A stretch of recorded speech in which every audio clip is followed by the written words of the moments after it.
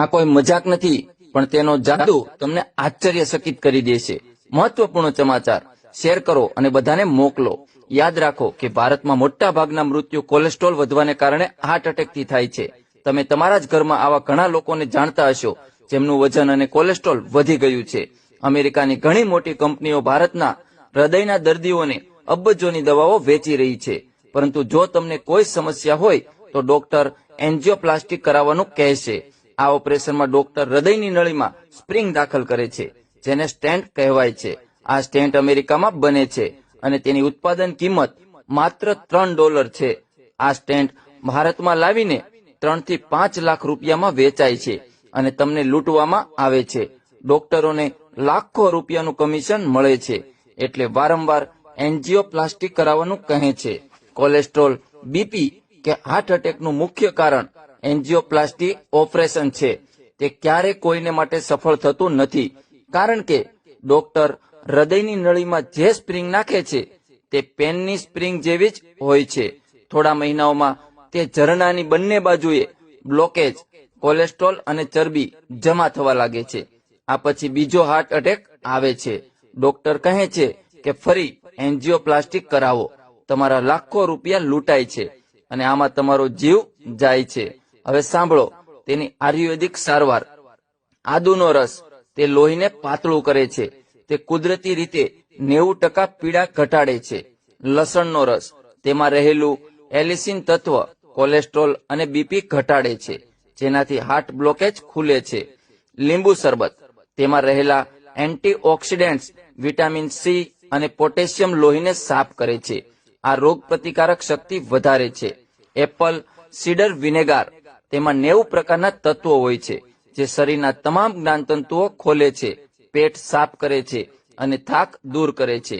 આ દેશી દવાઓનો આ રીતે ઉપયોગ કરો।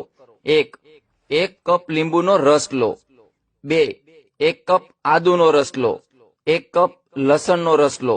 1 કપ એપલ સીડર વિનેગર લો। ચારેયને મિક્સ કરો અને તેને ધીમી આંચ પર ગરમ કરો। જ્યારે 3 કપ રહી જાય પછી તેને ઠંડુ કરો અને હવે તમે તેમાં 3 કપ મધ ઉમેરો। આ દવાના 3 ચમચી દરરોજ સવારે ખાલી પેટ લો। બધા બ્લોકેજ દૂર થઈ જશે। હું તમને બધાને હાથ જોડીને વિનંતી કરું છું કે આ સંદેશને શક્ય તેટલો ફેલાવો, જેથી દરેક વ્યક્તિ આ દવાથી પોતાનો ઈલાજ કરી શકે। આભાર। માત્ર સાંજનો વિચાર કરો, સાંજના 7:30 વાગ્યા છે અને તમે પણ એકલા ઘરે જઈ રહ્યા છો।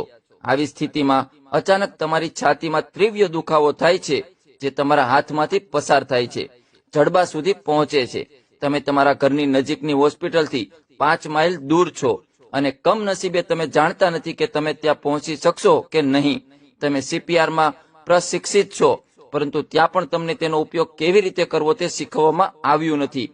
હાર્ટ એટેકથી કેવી રીતે બચવું એના માટેનો આ ઉકેલ। હૃદય રોગના હુમલા દરમિયાન મોટા ભાગના લોકો એકલા હોવાથી તેમને કોઈ મદદ વિના શ્વાસ લેવામાં તકલીફ થાય છે। તેઓ બેહોશ થવા લાગે છે અને તેમની પાસે માત્ર 10 સેકન્ડ છે।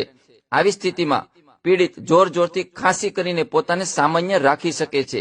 એક નિશાસો દરેક ઉધરસ પહેલા લેવો જોઈએ અને ઉધરસ એટલી મજબૂત છે કે છાતીમાંથી થૂક નીકળી જાય। મદદ ન આવે ત્યાં સુધી પ્રક્રિયા 2 સેકન્ડ માટે પુનરાવર્તન કરતા રહેવું જોઈએ, જેથી ધબકારા સામાન્ય થઈ જાય।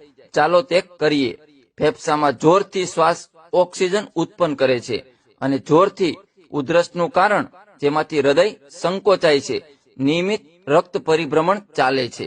કૃપા કરીને આ સંદેશ શક્ય હોય ત્યાં સુધી દરેકને ફેલાવો।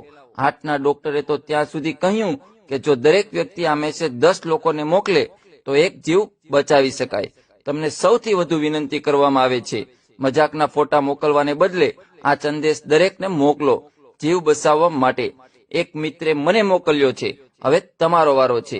જાહેર હિતમાં પ્રસારણ। આ કોઈ મજાક નથી, પરંતુ તેનો જાદુ તમને આશ્ચર્યચકિત કરી દેશે।